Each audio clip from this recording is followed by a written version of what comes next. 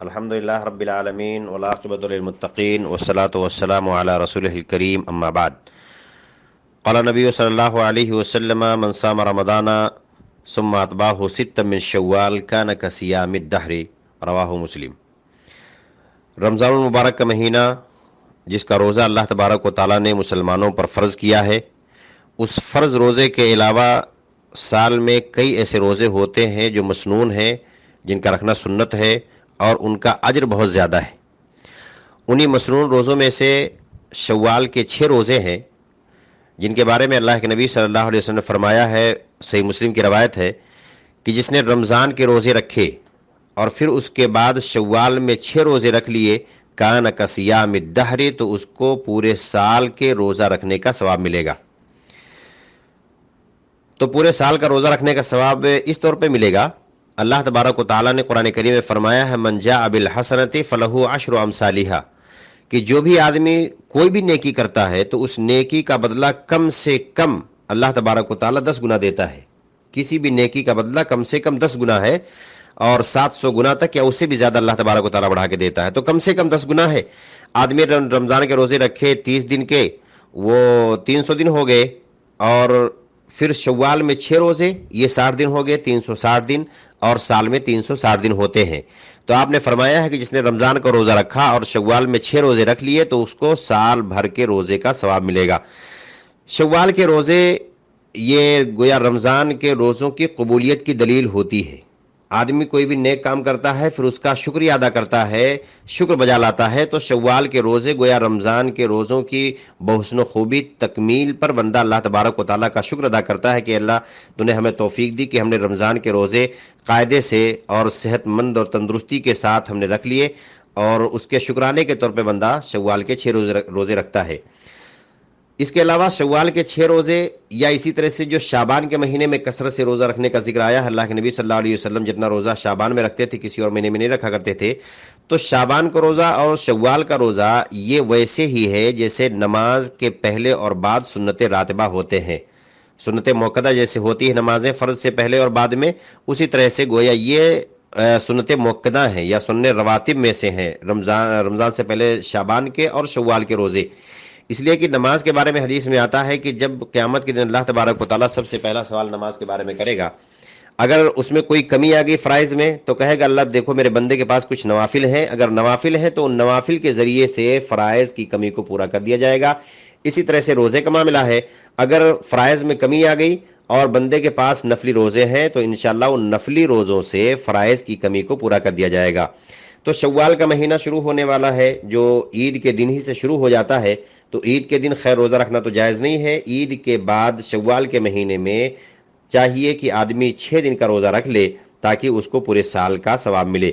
شوال کے روزوں کے تعلق سے کئی سوال گشت کیا کرتے ہیں، انہی میں سے ایک سوال یہ بھی ہے کہ کیا رمضان کے روزے اگر کسی کے چھوٹ جاتے ہیں، جو عورتوں کے عام طور سے چھوٹ جاتے ہیں، مردوں میں بھی اگر کوئی سفر کی وجہ سے چھوڑ دیا ہے یا بیماری کی وجہ سے چھوڑ دیا ہے، تو کیا چھوٹے ہوئے روزوں سے پہلے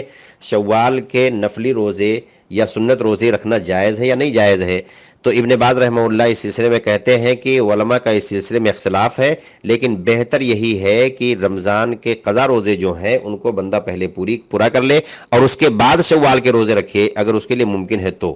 اس لیے کہ اللہ کے نبی صلی اللہ علیہ وسلم کے حدیث کا جو مفہوم ہے من صام رمضان، جس نے رمضان کے روزے رکھے، اگر رمضان کا پورا روزہ نہیں رکھا ہے آدمی تو پھر شوال کے روزے کہاں سے رکھنے جا رہا ہے؟ تو رمضان کے روزے مکمل کر لینے کے بعد پھر شوال کا روزہ رکھے، یہ زیادہ بہتر ہے اور اختلاف سے دور آدمی رہے گا۔ لیکن اگر کسی آدمی کی پوزیشن ایسی ہے کہ رمضان کا پورا مہینہ یا تو بیماری کی وجہ سے چھوٹ گیا ہے یا سفر کی وجہ سے چھوٹ گیا ہے، تو اس کے لیے ممکن ہی نہیں ہے کہ رمضان کے روزے پورا کرے اور پھر شوال میں تو ٹائم ہی نہیں بچیں گے۔ ایسا آدمی تقدیم کر سکتا ہے، یعنی پہلے شوال کے روزے رکھ لے اور پھر فرض روزے بعد میں پورے کر لے۔ ویسے ہی اگر کسی عورت کا روزہ چھوٹ گیا ہے یا کسی کا روزہ سفر کی وجہ سے یا بیماری کی وجہ سے چھوٹ گیا ہے، وہ بھی اگر کوئی آدمی فرائض روزوں کے تکمیل سے پہلے اگر سنت روزے شوال کے رکھ لیتا ہے تو انشاءاللہ اس کا روزہ ہو جائے گا، لیکن اولا اور بہتر اس کے لیے یہی ہے کہ پہلے چھوٹے ہوئے روزے رکھے جائیں اور اس کے بعد پھر سنت روزے رکھے جائیں۔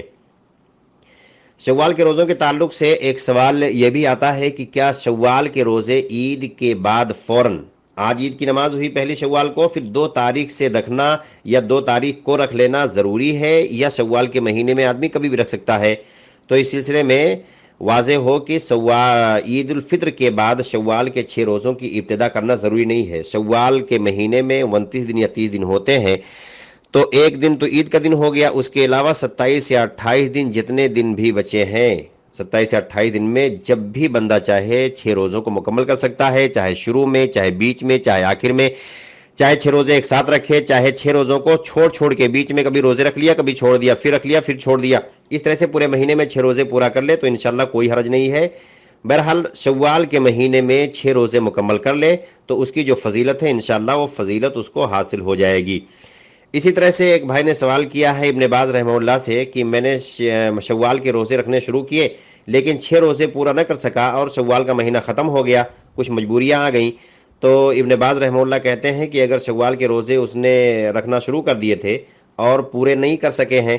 تو کسی مجبوری کی بنا پر، تو پھر ان کو قضا کرنے کی ضرورت نہیں ہے۔ اگر واقعی کوئی ایسی مجبوری آ گئی تھی جو واقعی مجبوری ہے اور عذر مانا جا سکتا ہے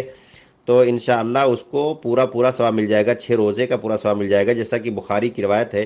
اللہ کے نبی صلی اللہ علیہ وسلم فرمایا اذا مرض العبد او سافر، جب کوئی بندہ بیمار ہو جائے یا کوئی سفر میں چلا جائے، کتب اللہ له ما كان يعمل صحیحا مقیما، تو اللہ تبارک و تعالیٰ اس کے نام اعمال میں اتنا ثواب لکھتا رہتا ہے جتنا وہ صحیح سالم ہوتے ہوئے نیک عمل کرتا تھا یا اپنے گھر پہ ٹھہر کے جتنا عمل کرتا تھا، اتنا سارا عمل کا ثواب اس بندے کو چاہے بیمار ہو یا سفر میں ہو اللہ تبارک و تعالیٰ اس کے نام اعمال میں لکھتا رہتا ہے۔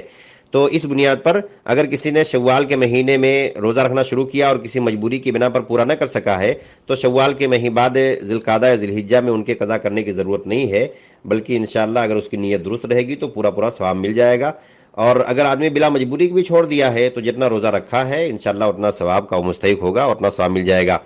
تو یہ شوال کے 6 روزے ہیں، ان کی فضیلت ہے، اور ہر مسلمان کو چاہیے کہ نیکیوں کی طلب اور نیکیوں کی چاہت اس کے دل میں ہو، حاصل کرنے کی کوشش کرے، اس لیے کہ دنیا کی زندگی یہ چند روزہ ہے، آدمی کی زندگی ہے آج کل نہیں رہے گی، پتہ نہیں ہے کب کس کا وقت آ جائے اور دنیا سے جانا پڑے، لہٰذا جو بھی موقع اللہ تبارک و تعالیٰ نے دیا ہے ہمیں اس سے فائدہ اٹھانے کی ضرورت ہے، جو بھی موقع مل رہا ہے ہمیں اس کو غنیمت سمجھنے کی ضرورت ہے۔ اللہ سے دعا ہے کہ اللہ تبارک و تعالیٰ ہمیں رمضان کے بعد شوال کے روزوں کو رکھنے کی توفیق عطا فرمائے، اور اس کے علاوہ سال کے 12 مہینوں میں جو بھی سنت روزے ہیں انہیں بھی رکھنے کی توفیق عطا فرمائے۔ اللہ تبارک و تعالیٰ رمضان میں ہمارے کیے ہوئے عمل کو، ہمارے روزوں کو، ہماری نمازوں کو، ہمارے قیام اللیل کو، ہمارے تلاوت قرآن کو اللہ تبارک و تعالیٰ قبول فرمائے، اور ہمیں ان لوگوں میں سے کر دے ہم تمام مسلمانوں کو جنہیں اللہ تبارک و تعالیٰ اس رمضان کے مہینے میں جہنم سے آزاد کیا ہے۔ السلام علیکم ورحمۃ اللہ وبرکاتہ۔